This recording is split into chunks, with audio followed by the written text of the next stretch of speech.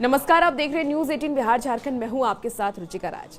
दिल्ली विधानसभा चुनाव का रिजल्ट आ गया और नतीजे में बीजेपी ने पूर्ण बहुमत से जीत हासिल की। 27 साल के बाद बीजेपी एक बार फिर से सत्ता में काबिज हो गई। हालांकि बीजेपी ने फिलहाल ये स्पष्ट तो नहीं किया है कि उनका मुख्यमंत्री कौन होगा, यानी कि मुख्यमंत्री चेहरा वो किसे आने वाले वक्त में पेश करने वाले हैं।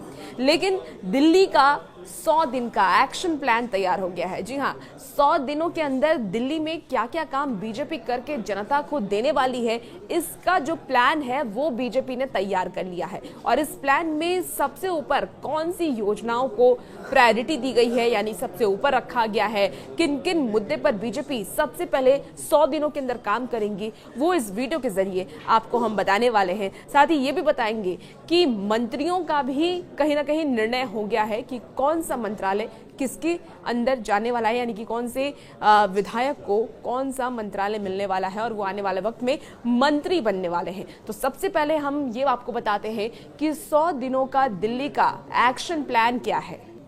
तो केंद्रीय मंत्री हर्ष मल्होत्रा ने इन फैसलों के बारे में बताया है, जानकारी दी है। उन्होंने कहा कि दिल्ली सरकार की पहली कैबिनेट में बड़े फैसले लिए जाएंगे। आयुष्मान भारत योजना दिल्ली में तुरंत लागू की जाएगी। हमने 100 दिनों का एक्शन प्लान तैयार कर लिया है और हमें सबसे पहले 70 से ऊपर की उम्र के बुजुर्गों के लिए आयुष्मान भारत योजना लागू करनी है। दिल्ली में 3 बड़े कचरे के ढेर हैं जिन्हें जीरो लेवल पर लाना हमारी प्राथमिकता है। इसके साथ ही पार्टी महिलाओं से जुड़ी योजनाओं को लागू करने पर भी गंभीरता से विचार कर रही है। दिल्ली के मुख्य सचिव ने नई सरकार के गठन से पहले सभी विभागों के प्रमुख के साथ एक बैठक की है। इसमें दिल्ली बीजेपी के संकल्प पत्र को ध्यान में रखते हुए एक्शन प्लान तैयार करने के निर्देश दिए गए हैं। ये भी कहा गया है कि 100 दिनों के एक्शन प्लान को सभी विभाग 15 दिन के भीतर तैयार करें और इसे 13 फरवरी की शाम तक देने को भी कहा गया है। दिल्ली के एजेंडे पर सबसे पहले केंद्र सरकार की आयुष्मान भारत योजना है और इसके तहत हर व्यक्ति के लिए 5 लाख राज्य सरकार और 5 लाख केंद्र सरकार की ओर से खर्च दिए जाएंगे।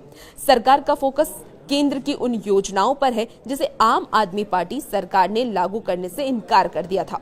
और इसके अलावा दिल्ली में जलभराव रोकने के लिए ड्रेनेज की सफाई का एक्शन प्लान भी तैयार करने को कहा गया है। विभिन्न कमेटियों के अध्यक्ष या उपाध्यक्ष कहां खाली है और इसमें कितने पद फिलहाल खाली हैं या खाली पद पड़े हुए हैं, उसे भरने के भी निर्देश दिए गए हैं। तो ये जो एक्शन प्लान है बीजेपी का 100 दिन का, वो तैयार हो गया है कि आने वाले वक्त में बीजेपी किन किन मुद्दों पर काम करेगी।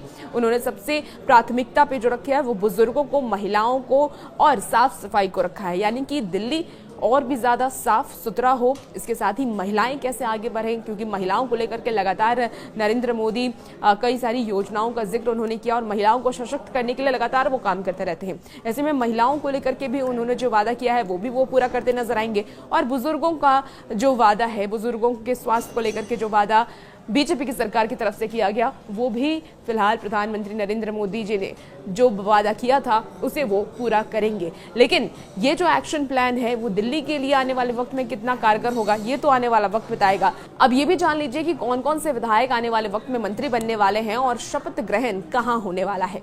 तो इसी बीच शपथ ग्रहण की तैयारी भी शुरू हो गई है। जवाहरलाल नेहरू स्टेडियम, भारत मंडपम, रामलीला मैदान या फिर अरुण जेटली स्टेडियम में शपथ ग्रहण का आयोजन किया जा सकता है। हालांकि अभी तक कोई जगह फाइनल नहीं की गई है, लेकिन अफसरों की टीम इन जगहों पर जाकर के लगातार जायजा ले रही है। बीजेपी 27 साल की जीत के बाद शपथ ग्रहण समारोह को भव्य बनाने में कोई कसर नहीं छोड़ेगी।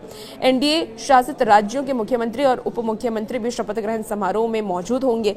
700 से ज्यादा जो लोग हैं वो शपथ ग्रहण समारोह में बुलाए जाएंगे। तो फिलहाल शपथ ग्रहण समारोह को लेकर के अभी कोई भी एक जगह डिसाइड नहीं किया गया है, एक जगह निर्णय फिलहाल नहीं हुआ है निर्णय, लेकिन आने वाले वक्त में पता चल जाएगा कि इन सारी जगहों में से कौन सी जगह पर शपथ ग्रहण समारोह होना है। लेकिन आपको बता दें कि दिल्ली की प्राथमिकता इस बार बीजेपी है और बीजेपी की प्राथमिकता दिल्ली है। ऐसे में दिल्ली वासियों के लिए बीजेपी आने वाले वक्त में और क्या क्या करती है, ये देखना बेहद ही दिलचस्प हो जाएगा। और भी ऐसी वीडियोस के लिए बने रहिए न्यूज 18 बिहार झारखंड के साथ।